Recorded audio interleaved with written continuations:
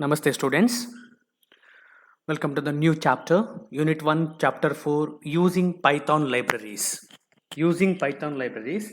And in this chapter, we have to study about introduction of library functions or library and what is the purpose of using library. And next, importing modules in a Python program using Python standard libraries functions and modules and creating a Python library. So all those things we have to study in this chapter.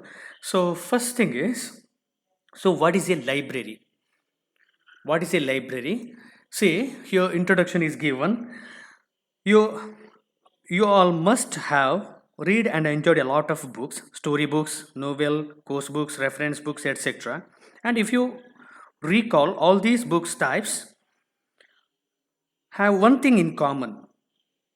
So all these books types are further divided into some, we can say, some chapters, and here we can say some books are textbooks, some books are novel, and some books without any chapters, and all those things are there. And some books are boring, and some books are difficult to understand, and all those things are there. The same manner in programming, if we create a smaller handleable units, these are called modules. These are called modules, and a related term is library here. And related term is library here. So that means a library refers to a collection of modules that together cater to specific type of needs or application. Needs or application, that means already you studied about working of a function, and function means we can say we can define our own function, and here library is collection of modules, or we can say functions also, different types of functions, not user defined function, that we will discuss later. And here that is to that modules that together cater to specific type of needs or applications. See, NUMPY, library of Python caters to scientific computing needs. So which provides some functions which are helpful in scientific computing. See, once again, a library refers to a modules, collection of modules that together cater to specific type of needs or applications. Specific type of needs or applications. Next, move on to the next slide. So what is a library? What is a library? As mentioned above, that a library is a collection of modules, or we can say packages, that together cater to specific type of applications or requirements. See, a library can have multiple modules in it. It may be maths related, or it may be a statistics related, or it may be a random. So different types of libraries. See here, some commonly used Python libraries are listed below. See, first one, Python standard library. This library is distributed with Python that contains modules for various types of functionalities. See, here this library is distributed with Python, that means it is accessible through the Python programming, and that contains the modules for various types of functionality. Here it is given, some standard library functions are given. Some commonly used modules of Python standard library are math module. See, math module which provides mathematical functions to support different types of calculations. Just like we can call sin x function, cos x function, or square root function, square function, or we can say tan x, absolute value. So different types of built-in functions. Those built-in functions are defined under math module. So to use such functions, module should be called, or that should be imported by the user. CMath module, so which provides mathematical functions for complex numbers. We can perform addition of complex numbers, multiplication, all those things. So here thing is we need to import CMath module. Next, random module, which provides functions for generating pseudo random numbers. Pseudo random numbers, that is to access random numbers, pseudo random numbers. Next, statistics module, which provides mathematical statistics functions. Mathematical statistics functions. Next, URL library module or URL LIB module, which provides URL handling functions so that you can access websites from within your program.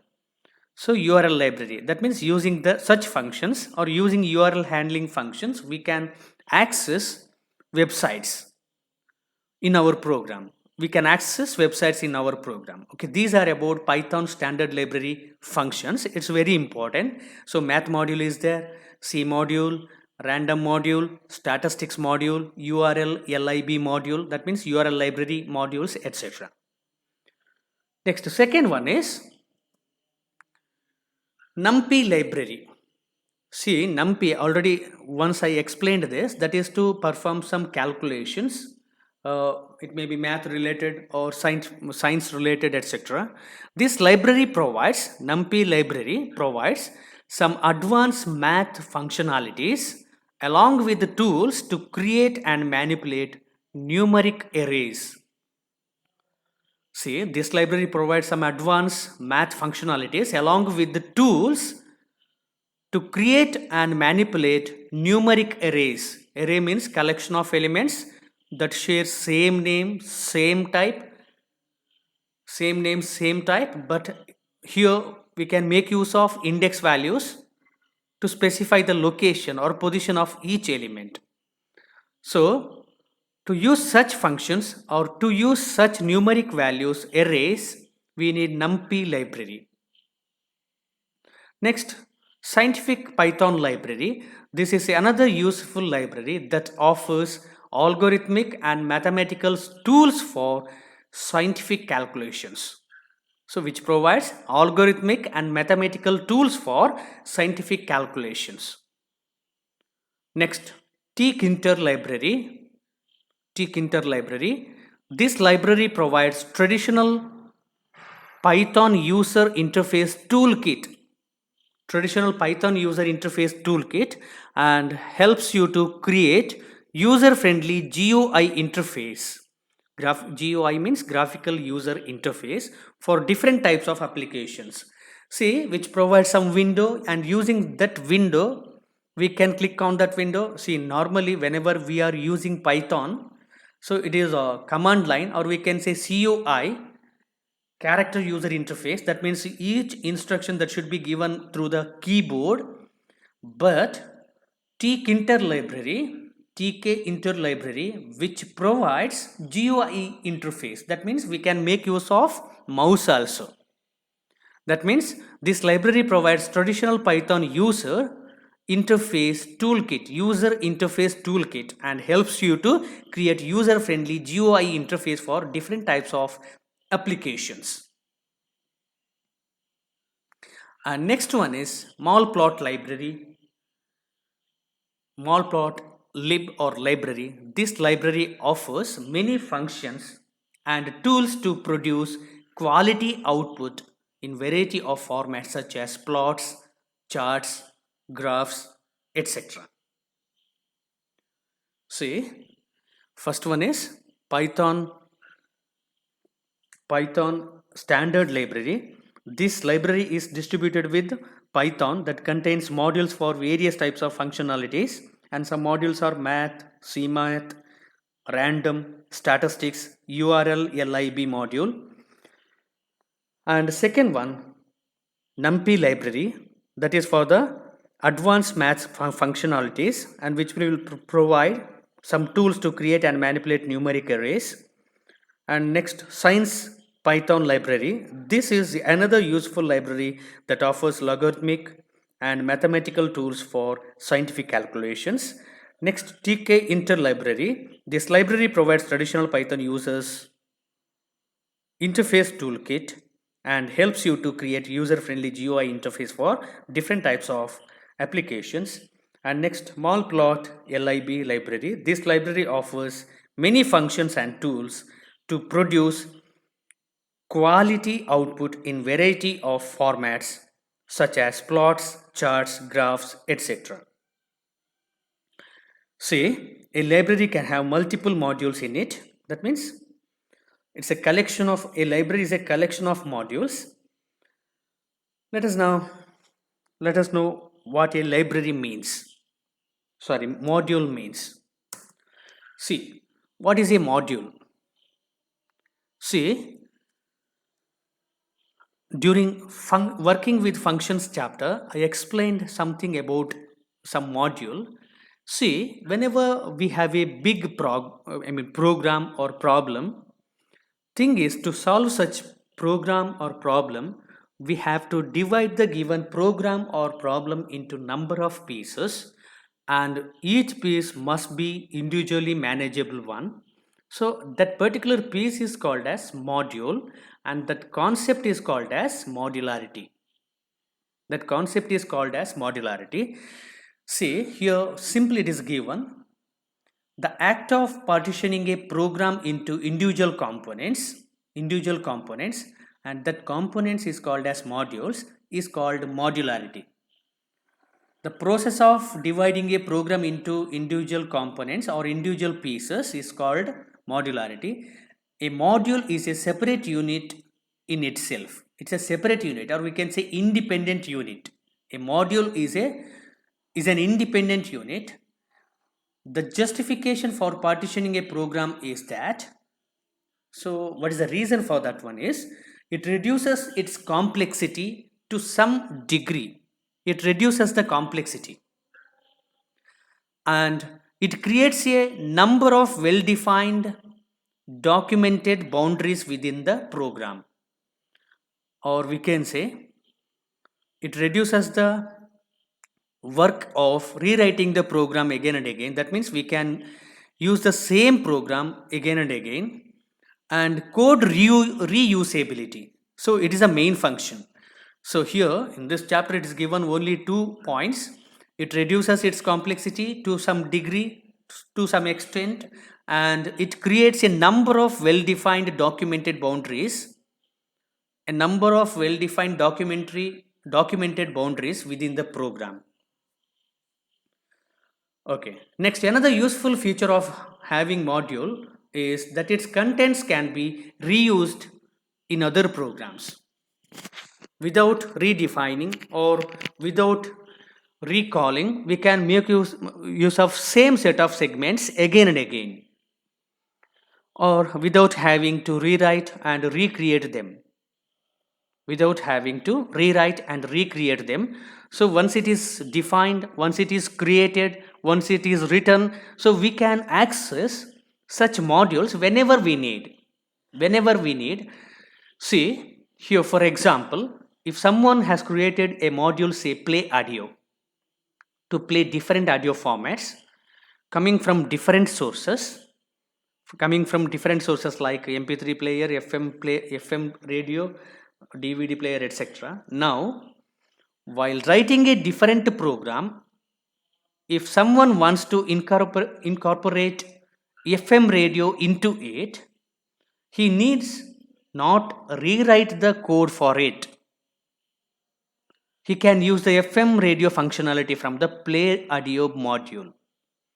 See, suppose we have a module play audio, and it consists of mp3 player, FM radio player, DVD player. Suppose if you want to access FM radio or that particular program segment in your program, just we need to establish a link to that FM radio or FM radio functionality. It is from the play audio module. See, that's why we need module. That means no need to rewrite or no need to recreate the FM radio or FM radio player. So it is the advantage of modules. Next, move on to the next slide. So that is a structure of a Python module. A Python module can contain much more than just functions, not only functions.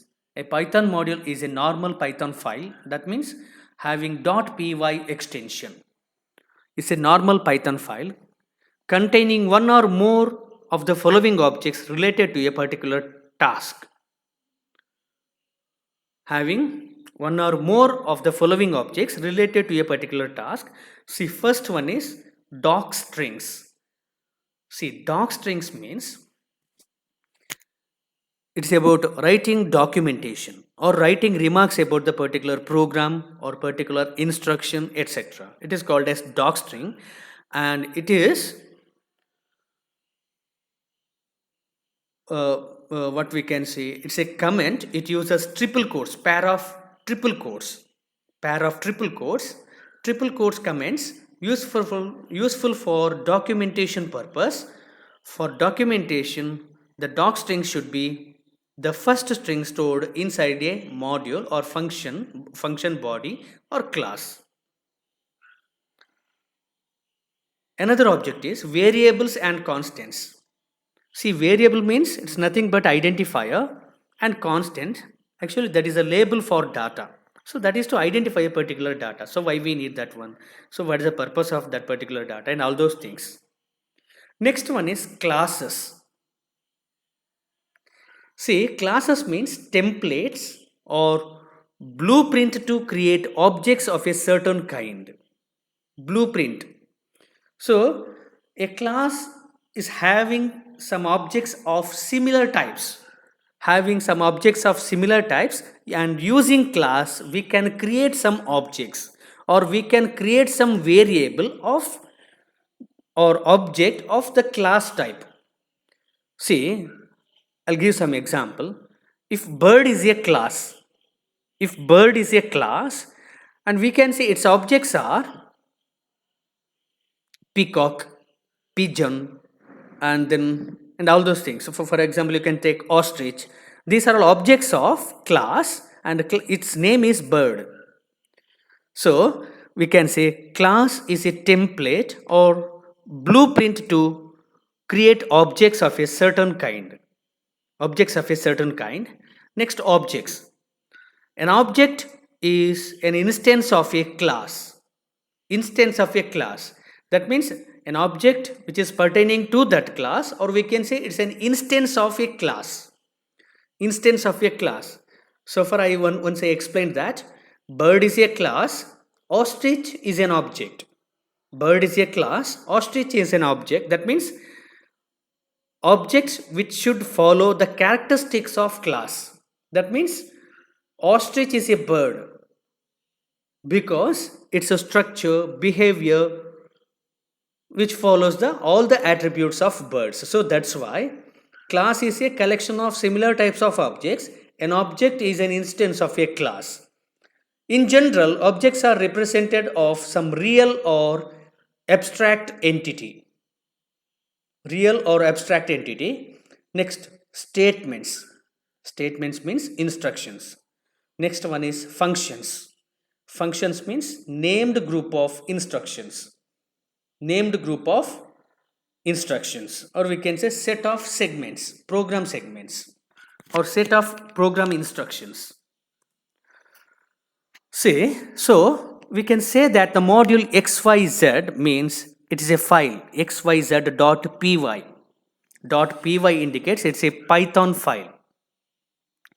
Python comes loaded with some predefined modules that can use, and you can even create your own modules. We can create our own modules like user-defined functions. You can create your own modules or user-defined modules also, we can say.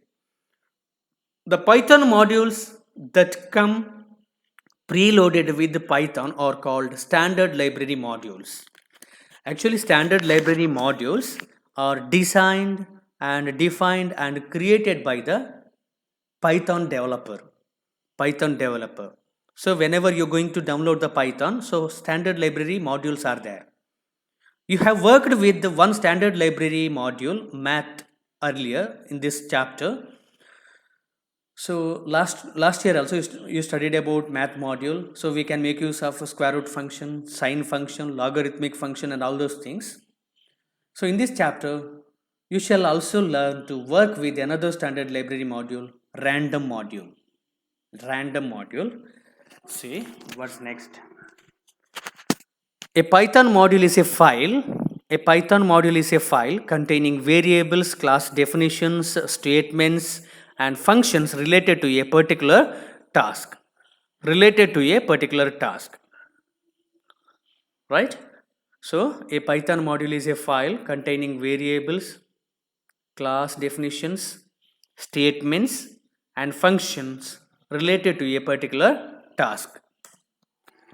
See, below figure shows the general composition. So, what do you mean by composition? So, last class it is explained. So, what do you mean by composition? See, composition means which is pertaining to a large set of statements, or we can say if it is a statement, it is pertaining to a large set of statements. If it is an entity, if it is pertaining to a large set of entity, or we can say in general refers to using an expression as a part of larger expression, or a statement as a part of larger statement, right? So last class it's already explained about composition, and here structure of a Python module is given. Here modules which includes variables and functions and local variables, classes, its members and methods. Here variables are used to get the information through the other modules, or we can access from the other modules of Python. That means we can access some other functions, we can access classes and other types, etc. Okay, these are about structure of Python module. Structure of Python module. So it's very important. A module in general, we can say a module in general is independent grouping of code and data. Is independent grouping of code and data, or we can say variables, definitions, statements, and functions. And module can be reused in other program. A module can be reused in other programs and can depend other modules Okay, these are about structure of a Python module. Students, these are about today's session. So today we studied about using Python libraries. So what is a library? A library refers to a collection of modules that together cater to specific type of needs or applications. And we studied about library. So what is a library? And some commonly used Python libraries are listed here. Here Python standard libraries. So under Python standard library, math module, C module, random module, statistics modules, URL libraries, etc. And the second one is NumPy library. Next, Science Python library. Next, TK interlibrary, Molplot library, Molplot lib library. Okay, these are about different types of libraries or commonly used Python libraries. And next we studied about what is a module. So module means it's a program or a problem is divided into some pieces, and each piece is called as module. And that concept, that means dividing program into some modules, is called as modularity. So advantage of modularity is it reduces its complexity to some extent, and it creates a number of well-defined documented boundaries within the program. And today we studied about structure of Python module. Here under Python modules, doc strings, that means writing remarks about the program, variables and constants, we studied about that one. It's a label for data.